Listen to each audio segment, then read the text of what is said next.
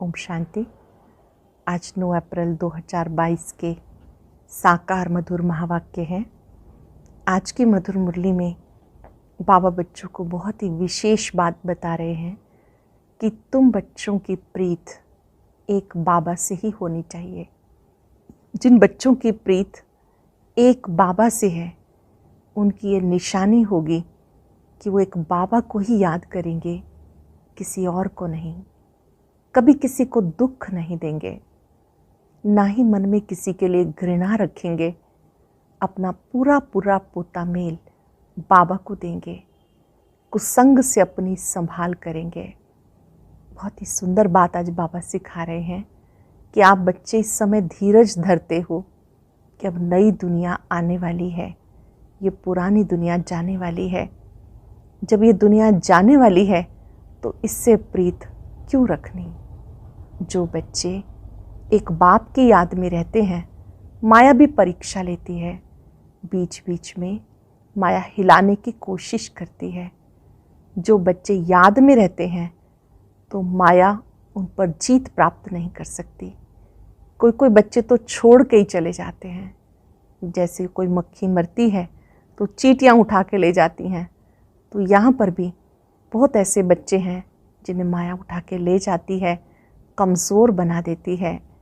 लेकिन याद में रहने वाले बच्चे एक बाबा को सच्ची प्रीत रखते हुए अपना पूरा समाचार देंगे, उनका निश्चय मजबूत होगा। सुनते हैं बाबा के मधुर बोल, बाबा के शब्दों में। बाबा कहते हैं, मीठे बच्चे, बाप मनुष्य से देवता बनाने आए हैं तो उनकी दिल से शुक्रिया मानो।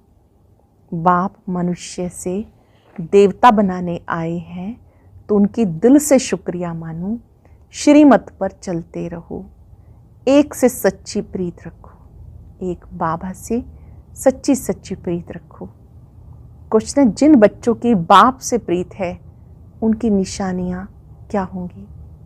जिनकी बाबा से प्रीत है, उनकी निशानी बाप से सच्ची प्रीत है तो एक बाप को ही याद करेंगे, उनके ही मत पे चलेंगे। मनसा वाचा कर्मणा, किसी को भी दुख नहीं देंगे, किसी के प्रति घृणा नहीं रखेंगे। अपना सच्चा सच्चा पोता मेल बाबा को देंगे, कुसंग से अपनी संभाल करेंगे। गीता धीरज धर मनुआ, धीरज धर। ओम शांति। ब्राह्मणों को तो जरूर धीरज ही होगा, क्योंकि ब्राह्मणों की ही परम पिता परमात्मा के साथ प्रीत है, नंबरवार पुरुषार्थ अनुसार। ब्राह्मणों की प्रीत है बाप से नंबरवार पुरुषार्थ अनुसार। सबकी एक जैसी प्रीत नहीं। जैसे मम्मा बाबा और बच्चे अपना अपना अनुभव सुनाते हैं, अहम आत्मा अपने लिए कहते हैं, बाबा फिर अहम परमात्मा कहेंगे। अहम आत्मा कहती, मैं परम पिता परमात्मा को बहुत याद करती हूँ, क्योंकि जानती हूँ आधा कल्प हमने रावण राज्य में बहुत दुख देखा है। ऐसे भी नहीं शुरू से दुख होता है, नहीं, रावण राज्य में धीरे धीरे दुख की वृद्धि होती है। रावण राज्य में धीरे धीरे दुख की वृद्धि होती है, कलाएं कम होती जाती हैं। अहम आत्मा को परम पिता परमात्मा बताते, पहले तुम अव्यभिचारी भक्ति में थे, सिर्फ मुझे ही याद करते थे। फिर व्यभिचारी रजोगुणी भक्ति में आए, अभी तो तमोगुणी भक्ति हो गई। जो आया उनको ही पूजते रहते हैं। इसे कहते भूत पूजा, क्योंकि शरीर 5 तत्वों का बना हुआ है। ये फलाना स्वामी है, सिर्फ 5 तत्वों के शरीर को देख करके कहते हैं, उनके चरणों में गिरते हैं। यह है तमो प्रधान भक्ति। अभी हम आत्मा जानते हैं, परम पिता परमात्मा फिर से आए हैं हमें अपना वर्षा देने के लिए, इसलिए जितना हो सके उनको याद करते हैं। उनका फरमान है, निरंतर मुझे याद करो। परमात्मा का फरमान है, निरंतर मुझे याद करो। देही अभिमानी भव अथवा आत्म अभिमानी भव। बाबा सुनाते, घड़ी घड़ी बाप का शुक्रिया करता हूँ। ब्रह्मा बाबा अनुभव सुनाते हैं, मैं घड़ी घड़ी बाबा का शुक्रिया करता हूँ। बाबा, आपने मुझे अंधियारे से निकाला। हम सबका भी दिल कहता है ना, बाबा आपका शुक्रिया, आपने हमें अंधियारे से निकाला। बाबा के साथ हमारी प्रीत है और सबकी विनाश काले विपरीत बुद्धि वह पूरा वर्षा ले ना सके। लौकिक बच्चों की बाप से प्रीत होती है, बाप की मत पर चलते हैं तो बाप भी राजी होते हैं। अगर बच्चा मत पे नहीं चलता तो बाप राजी नहीं रहता। जो मत पर ना चले वो कपूत ठहरा। तो बेहद का बाप भी कहते मुझे याद करो तो तुम्हारे विकर्म भस्म होते जाएंगे। मेरे बने हो तो कोई भी पाप कर्म इंद्रियों से कर्म नहीं करना। बाबा के बने हो तो कोई पाप नहीं करना, कर्म इंद्रियों से विकर्म नहीं करना, कभी श्रीमत का उल्लंघन नहीं करना। बाप तुम्हें पुजारी से पूज्य बना रहे हैं तो बाबा का कितना शुक्रिया मानना चाहिए। बाबा पुजारी से पूज्य बना रहे हैं तो कितना बाबा का शुक्रिया मानना चाहिए। उनकी ही मत पर नहीं चलेंगे तो जन्म जन्मांतर के लिए पद भ्रष्ट हो जाएगा। भले हम यहाँ भ्रष्ट मूत प्रीति को कहते हैं, परंतु वहाँ कम पद को भ्रष्ट पद कहते हैं।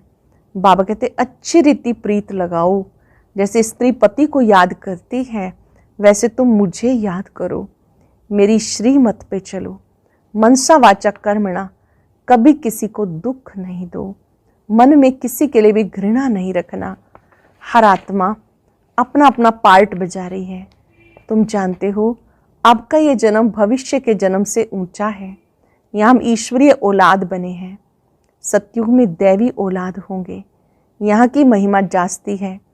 जगदम्बा से 21 जन्मों का वर्षा मिलता, लक्ष्मी से क्या मिलता है। इन बातों को नया कोई समझ ना सके। आते तो बहुत हैं, परंतु जिसको निश्चय नहीं वो ठहर ना सके। बाबा मित्र बच्चों आदि के बहुत सारे बच्चे जिन्हें निश्चय नहीं है वो ठहर ना सके। बाबा मम्मा बच्चों के मित्र संबंधी आते तो बहुत हैं, अथवा ऑफिसर्स आदि भी आते हैं, तो अलाउ किया जाता कि कहाँ तीर लग जाए, विचारों का कल्याण हो जाए। झट पता लग जाता ईश्वरीय कुल का है व आसुरी कुल का है, प्रीत लगती है या नहीं। कोई आता है तो पता चल जाता है कि ईश्वरीय कुल का है या आसुरी कुल का। बाबा से प्रीत लगती है या नहीं। आते यहाँ बहुत हैं, ठीक हो जाते हैं, फिर बाहर जाकर कुसंग में अथवा माया के संग में विकारी बन जाते हैं। लिखते हैं हमने हार खाई, लेकिन अगर ना बताएं और वृद्धि होती जाएगी। तुम्हारी प्रीत बुद्धि है बाबा के साथ। हाँ, तुम्हारे में भी नंबरवार पुरुषार्थ अनुसार प्रीत बुद्धि है। शिव बाबा बच्चों को समझाते कभी भी कोई विकर्म नहीं करना, श्रीमत पे चलना। कभी कोई विकर्म नहीं करना, श्रीमत पे चलना। बाबा के बने हो तो तुम्हारी चलन ऐसी होनी चाहिए। बाबा को पूरा मालूम होना चाहिए। बाबा मुक्ति जीवन मुक्ति विश्व की बादशाही देते हैं, और बच्चों के पास क्या है वह बाप को पता नहीं। बाप के पास पूरा पोता मेल आना चाहिए। हर बच्चे को अपना पूरा चार्ट पापा को देना चाहिए। मेरे को देने से तुम्हारा नुकसान नहीं होगा। मैं तो सब पैसे आदि सब अपने काम में ले लेते हैं। मैं हूँ निराकार, तुम बच्चों के ही काम में लगाता हूँ। जैसे गांधी जी देश के काम में लगाते थे, इसलिए उनका नाम बाला है। बरोबर गांधी जी ने कांग्रेस राज्य स्थापन किया, नहीं तो यहाँ राजाओं का राज्य था। अभी बाप फिर से नई राजधानी स्थापन कर रहे हैं। ये बात सब बच्चों की बुद्धि में बैठती नहीं। अगर बैठे तो खुशी का पारा चढ़े। बाबा के साथ योग लगाते रहें। बाबा कहते परम धाम में रहने वाले बाप को वहाँ याद करो जहाँ जाना है। परम धाम में रहने वाले बाप को वहाँ याद करो, बुद्धि को ऊपर लेके जाओ परम धाम में। अब ये ड्रामा पूरा होना है। ड्रामा को कोई जानते नहीं, ना कोई की मेरे साथ प्रीत है, ना कोई ड्रामा को जानते, ना कोई की मेरे साथ प्रीत है। कहते हम परंपरा से गंगा स्नान करते आए, क्या सतयुग में भी करते थे? परंपरा का भी अर्थ नहीं समझते। बाबा कहते अब तुम्हारे सुख के दिन आ रहे हैं, तुम्हारी बुद्धि में धीरज है। कोई तो कुछ भी समझते नहीं, यहाँ से समझकर जब बाहर जाते हैं माया सारा ही खा जाती है। कोई कोई बच्चे यहाँ से समझ के जाते हैं, बाहर जाते हैं, माया हप कर लेती है, खा जाती है। जैसे मक्खी मरती है, चींटियाँ सारा उसको हप कर लेती हैं। यहाँ भी मरते तो चींटियाँ लेकर सारा हप कर लेती। माया भी बलवान है, कम नहीं, बड़ी लड़ाई लगती है। यहाँ रहते भी क्लास में नहीं आते, समझा जाता ये स्वर्ग के मालिक नहीं बन सकते। यहाँ रहते भी अगर मुरली क्लास में नहीं आते, समझा जाता है कि स्वर्ग के मालिक नहीं बन सकते, श्री कृष्णपुरी में जा ना सके, कुछ भी वैल्यू नहीं। तुम जो हीरे जैसा बनते हो उनकी ही वैल्यू है। जान तुम वर्थ पाउंड बन रहे हैं। एक घर में एक हंस एक बगुला होगा तो खिटपिट ज़रूर चलेगी। यहाँ तो बगुले से किनारा होता, मूत पलीती के हाथ का तुम खा भी नहीं सकते। परंतु बच्चों का बाप से इतना लव तो है नहीं, इसलिए सोचते हैं कि पेट कहाँ से भरेगा। अरे भील लोग कहाँ से खाते हैं। आजकल तो कोई कफनी पहन ले तो मुफ्त में पैसे मिलते रहते हैं, सब पाँव पड़ते रहते हैं। जो आएगा मूर्ति के आगे पैसा रखता जाएगा। बहुत इजी है, ये दुनिया ही ऐसी है। बच्चों को ख्याल करना चाहिए, ये दुनिया जल्दी खलास हो तो स्वर्ग में जाएं, परंतु लायक भी तो बने ना। पद भी पाना है, वहाँ भी पोजीशन का फ़र्क रहता। पढ़ाने वाला एक है, कोई राजा रानी, कोई नौकर चाकर, कोई साहूकार प्रजा। राजधानी स्थापन हो रही है और धर्म संस्थापक राजाई स्थापन नहीं करते हैं। बाबा कहते खबरदार रहो, विनाश काले पूरी प्रीत बुद्धि चाहिए। जितनी प्रीत होगी उतना बाबा से वर्षा लेंगे, जितना प्रीत होगी उतना वर्षा लेंगे। याद करने का भी सिखाया जाता। बाबा बताते बाबा को चक्र को याद करो, स्वदर्शन चक्र फिराओ। बाप को याद करो, चक्र को याद करो, स्वदर्शन चक्र फिराओ। हम लाइट हाउस हैं, खिवैया हमारी नैया को पार ले जाता है। एक आंख में शांति धाम, एक आंख में सुख धाम रखना है। एक आंख में शांति धाम, एक में सुख धाम। अच्छा, मीठे मीठे सिक्के लदे बच्चों प्रति माता पिता बाप दादा का याद प्यार गुड मॉर्निंग। रूहानी बाप की रूहानी बच्चों को नमस्ते, रूहानी बच्चों की रूहानी बाप दादा को नमस्ते, गुड मॉर्निंग।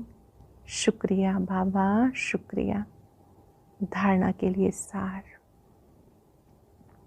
पहली पॉइंट है, हर एक पाठधारी के पाठ को देखते हुए किसी से भी घृणा नहीं करनी है। हर एक पाठधारी के पाठ को देखते किसी से घृणा नहीं करनी। मनसावाचक कर्मणा, किसी को भी दुख नहीं देना। बाबा को अपना पूरा पोता मेल देना है। विनाश काले पूरा प्रीत बुद्धि बनना है। श्रीमत पर चल, अपनी चलन श्रेष्ठ बनानी है। कुसंग से संभाल करनी है। वरदान है, अटेंशन से सुनेंगे वरदान, नोट भी करेंगे। सूक्ष्म पापों से मुक्त बन, संपूर्ण स्थिति को प्राप्त करने वाले सिद्धि स्वरूप भव। सूक्ष्म पापों से मुक्त बन, संपूर्ण स्थिति को प्राप्त करने वाले सिद्धि स्वरूप भव। कई बच्चे वर्तमान समय कर्मों की गति के ज्ञान में बहुत इजी हो गए हैं, इसलिए छोटे छोटे पाप होते रहते हैं। कर्म फिलॉसफी का सिद्धांत है, यदि आप किसी की ग्लानि करते हो, किसी की गलती को फैलाते हो, किसी के साथ में हाँ भी मिलाते हो, ये भी पाप के भागी बनते हो। किसी की कमी को फैलाते हो, ग्लानि करते हो, किसी के हाँ में हाँ मिलाते हो, ये भी पाप के भागी बनते हो। आज आप किसी की ग्लानि करते हो, कल वो आपकी 2 गुना ग्लानि करेगा। ये छोटे छोटे पाप संपूर्ण स्थिति को प्राप्त करने में विघ्न रूप बनते हैं। इसलिए कर्मों की गति को जानकर पापों से मुक्त बन, सिद्धि स्वरूप बनो। कर्मों की गति को जानकर पापों से मुक्त बन, सिद्धि स्वरूप बनो।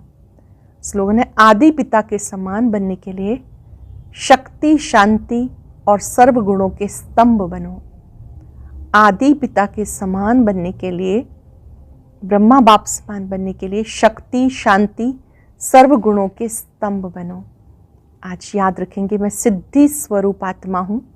छोटे छोटे पापों से अपने आप को मुक्त कर लेंगे। जाने अनजाने जो भी पाप हुए, बाबा को सच बताकर अपनी भूलों की क्षमा ले लेंगे।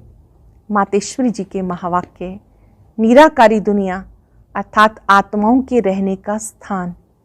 जब हम निराकारी दुनिया कहते हैं तो निराकार का अर्थ ये नहीं कि उसका कोई आकार नहीं, परंतु कोई दुनिया जरूर है, उसका स्थूल सृष्टि माफिक आकार नहीं। जैसे परम पिता परमात्मा निराकार है, लेकिन उसका अपना सूक्ष्म रूप अवश्य है। हम आत्मा और परमात्मा का धाम निराकारी दुनिया है। तो जब हम दुनिया अक्षर कहते हैं, इससे सिद्ध है कि वो दुनिया है और वहाँ कोई रहता है, तभी दुनिया नाम पड़ा। अब दुनियावी लोग तो समझते हैं परमात्मा का रूप भी अखंड ज्योति तत्व है, लेकिन वह तो परमात्मा के रहने का ठिकाना है, जिसको रिटायर्ड होम कहते हैं। मूल वतन निराकारी दुनिया को रिटायर्ड होम कहते हैं। तो हम परमात्मा के घर को परमात्मा नहीं कह सकते। अब दूसरी है आकारी दुनिया, जहाँ ब्रह्मा विष्णु शंकर देवताएं आकारी रूप में रहते हैं। ये है साकारी दुनिया, जिनके दो भाग हैं। एक है निर्विकारी स्वर्ग की दुनिया, जहाँ आधा कल्प सदा पवित्रता सुख शांति है। दूसरी है विकारी कलयुगी दुख और अशांति की दुनिया। अब ये दुनिया क्यों कहते हैं, दो दुनिया क्यों कहते हैं? क्योंकि जो मनुष्य कहते हैं स्वर्ग और नर्क दोनों परमात्मा की रची हुई दुनिया है।